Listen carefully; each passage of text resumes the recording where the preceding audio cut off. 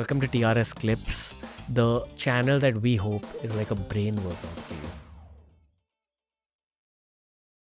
गणपति उपासना share कर सकते हो आप? हाँ, सेम गणपति का बताइए। गणेश जी का बताऊं, ये विद्या के है। विद्या, आप ऐसा सर के ऊपर हाथ रखिए, हाँ, आंखें बंद कीजिए और बोलिए ओम गं गणपतये नमः। आखिरी वाला ग नहीं बोलना है। ओम गं।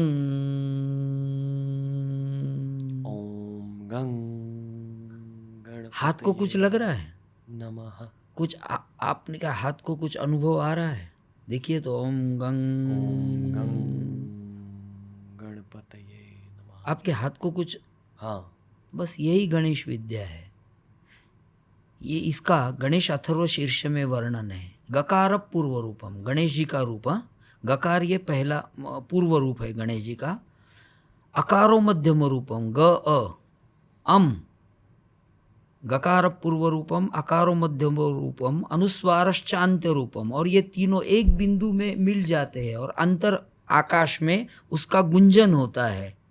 बस गणेश जी आपके अंदर वो सब जगह देते जो आपको चाहिए। गकार पूर्व रूपम, अकारो मध्यम रूपम, अनुस्वारश्च अंत्य रूपम, ये सब एक बिंदु में विलय हो जाता है। बिंदुर उत्तर रूपम, नादसंधानम, सग्गुहिता संधि, सैषा गणेश विद्या, स ऐषा गणेश विद्या। बस इतना जाप करेंगे ना, ओम गंग गणपतये नमः, ओम गंग गणपतये नमः। बस आपको जो चाहिए विद्या के बारे में, आपका प्रोसेसर, हार्ड डिस्क सब अच्छा हो जाता है। जोत जलानी होती है और बस इस मंत्र का जोत जलाना जरूरी नहीं है, जोत आपके अंदर जल रही है।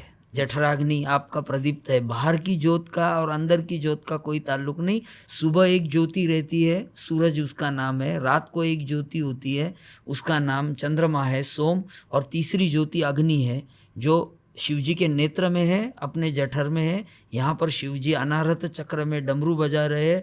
धड़ धड़ धड़ धड़ हो रहा है, ध्वनि बज रहा है। अनाहत चक्र में नाद हो रहा है। वो नाद है, वो बिंदु है। नाद बिंदु मिलकर ही शिव शक्ति का तो समावेशन है। पीठ सीधी करके बस बैठना और ओम गंग गणपते नमः का जाप करना जाप करना। मन में, नहीं, उपांशु नहीं, बोलना है, बोलना चांट। है। हाँ, क्यों? क्योंकि वो ध्वनि का प्रभाव पहले आपके शरीर के ऊपर होना जरूरी है। गणेश उपासना में गणेश ही अक्षर रूप है, गणेश विद्या है, तो वो ध्वनि का माध्यम उनको बड़ा पसंद है। ध्वनि के माध्यम से आपके एक तरह से नर्व सिस्टम जो है हमारी, जो ज्ञान को धारण करती है और आप जब चाहे तब लाके देती है आपको, वो सिस्टम को मजबूत करना है तो गणेश उपासना, सरस्वती उपासना, इससे बढ़िया मार्ग नहीं है। इसके कोई साइड इफेक्ट्स नहीं होंगे ना? नहीं, किसी तो कोई भी कर सकता है? कोई भी कर सकता है। रूल्स कुछ होता है? नहीं, वेजिटेरियन? नहीं, ऐसा कोई रूल नहीं है असल में। ओके, जितने बातें अब तक हुई है, मैं ये समझाऊं कि एक बार आपने ये स्टेप 1 चालू किया खुद की ज़िंदगी में, ये सब स्टार्ट करने के बाद सामने से चीज़ें होने लगेंगी आपकी ज़िंदगी में। हाँ, आप जैसे उपासना करते रहते हो, सामने से आपको कोई न कोई आता है, सिखाता है, आप एक कदम आगे जाते हो, एक कदम आगे जाते हो, अगर आप पतित नहीं हुए तो। ये जितने भी उपासना के माध्यम आपने शेयर करे हैं, वुड यू से कि हर दिन 15-20 मिनट करना सही है? पहले पहले तो ज़रूरी है व्रतस्थ रहना, जप करना, व्रत जप नियम से करना, व्रत जप नियम, तप करना, शारीरिक मेहनत करना, उसके लिए परिक्रमा करना, उपवास करना, ये तप है। दान करना, ये उस समय ज़रूरी है, पहले पहले स्टेज में।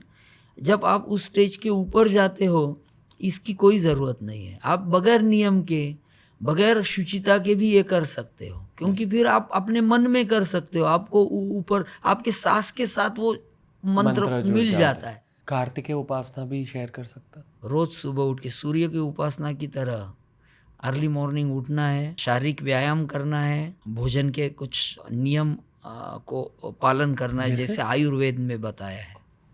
क्योंकि आप पहले तो शारीरिक शक्ति को पाने की कोशिश करेंगे, सबसे ज़रूरी है लड़ने के लिए। फिर मन की शक्ति है। जो जिस प्रदेश में रहता है उधर जो पॉसिबल है उसको जिंदा रहने के लिए वो फूड उसने लेना चाहिए।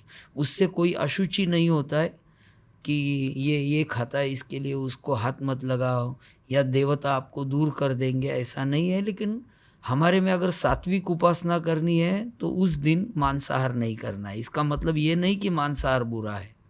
कुछ उपासना मार्ग ऐसे है कि जिसमें मांसाहार अर्पण करने को बोला है, सेवन करने को बोला है।